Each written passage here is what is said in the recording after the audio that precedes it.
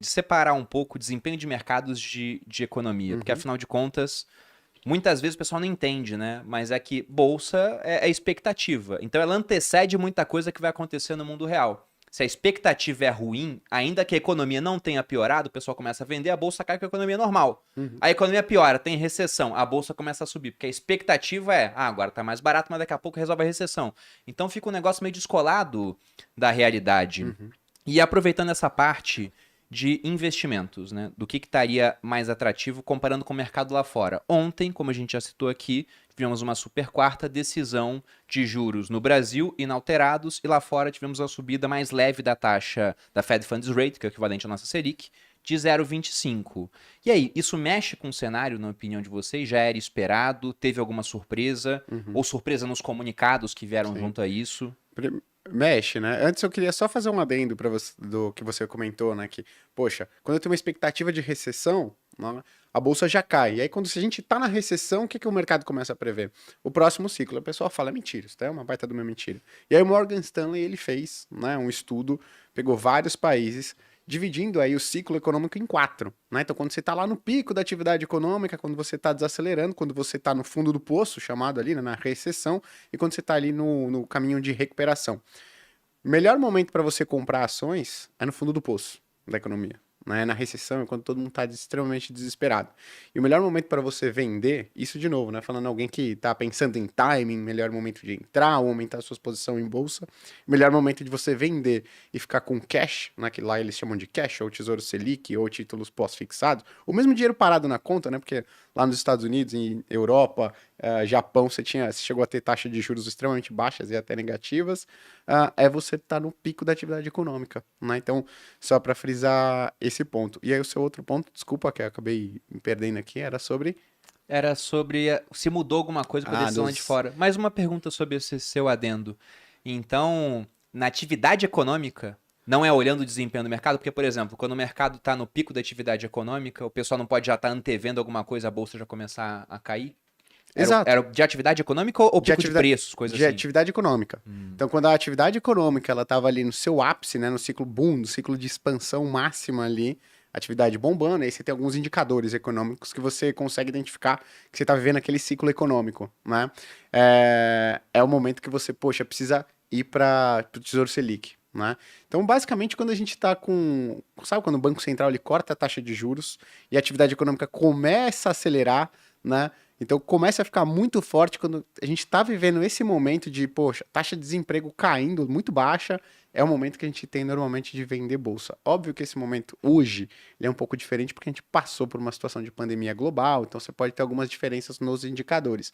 Mas o estudo do Morgan Stanley ele pegou várias décadas, né? Em vários mercados internacionais ele chegou nessa conclusão. Em que momento você acha que a gente está hoje, pensando em Brasil? Cara, hoje eu acho que a gente está num cenário esquisito, né? Porque a gente não teve muito bem definido os ciclos econômicos. Momento né? esquisito. Como é que é o momento? Não tá no estudo. Exato, esse é um momento diferente, mas a gente vai tentar encaixar ele aqui em algum ciclo. Né? A gente vai conseguir encaixar, sabe quando? Depois que passar, né, cara? Aí fica muito mais fácil. Aí era... de encaixar. Exato, Aí né? fecha sempre, né? Não, mas a gente passou já por um momento de atividade recuperando, porque normalmente a pessoa fala assim, nossa, o boom de atividade econômica, a gente não teve ainda, né? Tá pra vir. Não, não tá, não. Foi isso aí que a gente observou agora, né? Um respiro aqui no Brasil, os ciclos de expansão de atividade. É tipo, O cara subiu, Sabe do ar e voltou. É isso, o cara coloca a boquinha pra fora, assim, da piscina, puxa um arzinho, aí a gente já puxou o ar. A gente tá o que agora? Ó, afundando de novo, né? Então a gente tá ali, de fato, na desaceleração econômica, né? Então, poxa, tá chegando um momento muito positivo, segundo o estudo do Morgan Stanley, pra gente aumentar a exposição em ativos de risco, né? Bolsa, por exemplo, tá? Então, por que eu falei que ele é um momento atípico, esquisito? Porque a gente não viu uma atividade econômica pujante. A gente não viu taxa de desemprego muito baixa, né? Então, é por isso que ele é um momento esquisito. Mas se a gente fosse classificar ele em termos de atividade, indicadores aí de atividade, a gente pode colocar no desaceleração, como a gente já está vendo, né? De geração de emprego, de indicadores de atividade mais antecedentes, digamos assim. Né? E aí, falando da super quarta ontem, que foi decisão de juros do Banco Central americano, Fed, e do Banco Central brasileiro. No Banco Central brasileiro, a gente não teve basicamente nenhuma decisão, nenhuma surpresa. que a gente teve foi uma indicação um pouco mais forte do Banco Central brasileiro, falando, olha, eu vou controlar essas expectativas de inflação. Meu objetivo não é só controlar a inflação agora, é controlar as expectativas de inflação, ancorar as expectativas de inflação. Tem um fator muito importante no Banco Central, que é a confiança.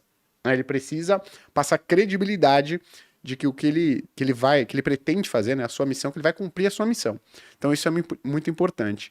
Então esse posicionamento um pouco mais duro fez com que os juros no Brasil hoje, de curto prazo, ficassem um pouquinho mais para o alto, só que ele dá uma segurança maior para o investidor, para a investidora, no seguinte sentido, pô, então se ele está dando uma sinalização mais dura, né, agora eu tenho uma convicção maior que no futuro essa inflação vai estar controlada.